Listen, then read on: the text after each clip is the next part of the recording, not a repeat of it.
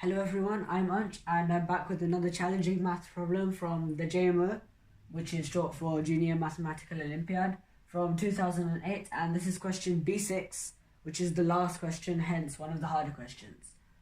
And in this video, what I'll be doing is I'll present this question, I'll read it to you, and I'll give you some tips as to how to approach this question and how you might go about solving it, and also then I'll solve it and explain how I solved it, and I'll follow the same structure for the other videos I do, and you can use this channel to keep on practicing maths questions and improve your mathematical and problem solving ability.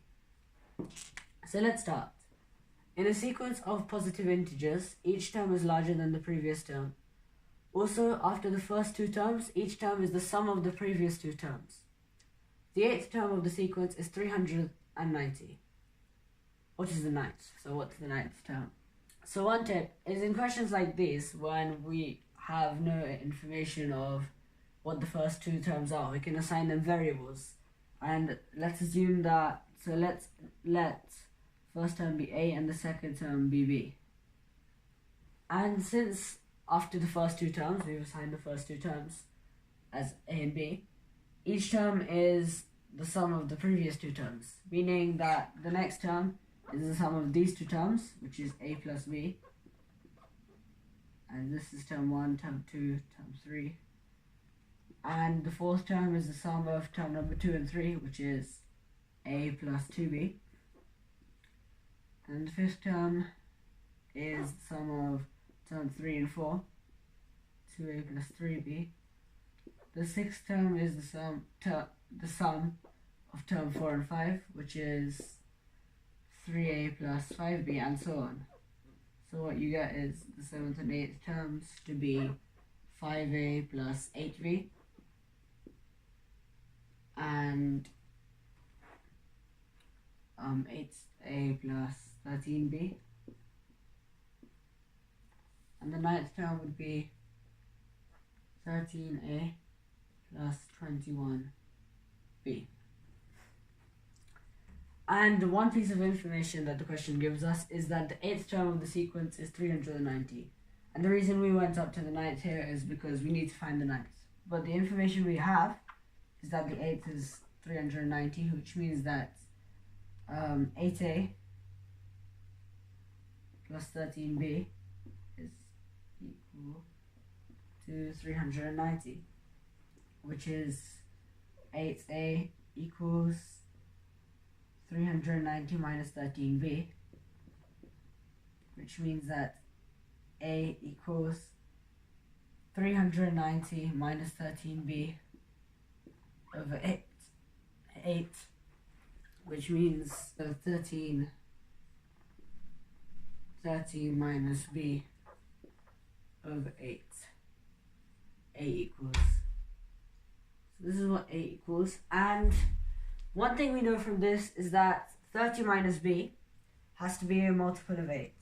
And the reason why 30 minus B has to be a multiple of 8 is because since A has to be an integer, for A to be an integer, this has to cancel out. So the 8 and the 30 minus B have to cancel out to give a multiple of 13, which is the only way you'll get a positive integer.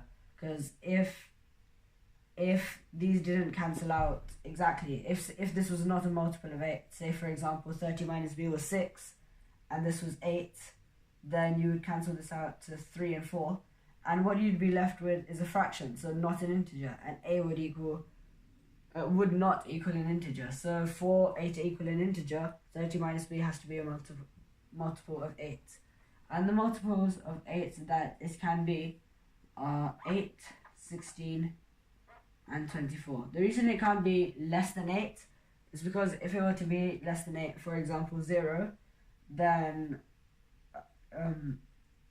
the right hand side of the equation would equal 0, and hence A would be 0, but this can't be possible since A has to be a positive integer, and it can't be more than 24, which would mean that A would be negative, again meaning that A isn't a positive integer.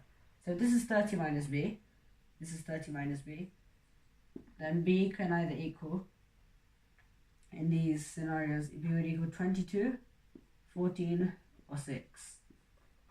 Since, well, it's obvious, if you substitute these values of B, this is what you get for 30 minus B. And hence, if you use this to solve the values of A, so when B is 22, A is, when B is 22 and 30 minus B is 8. So when 30 minus B is 8, then 8 and 8 cancel and you get A is 13.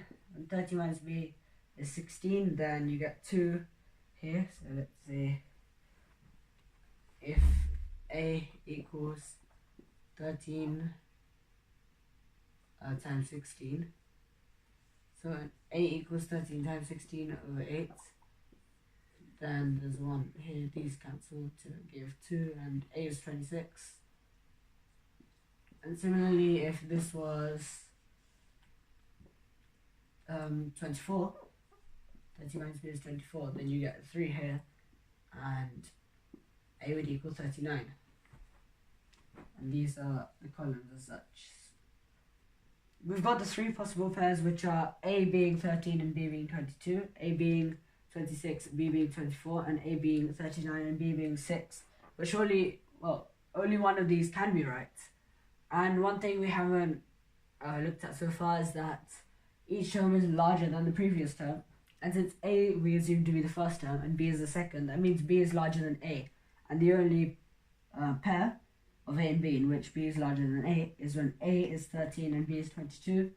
Hence, since A is 13 and B is 22, we can substitute. So I'll write it here. So substituting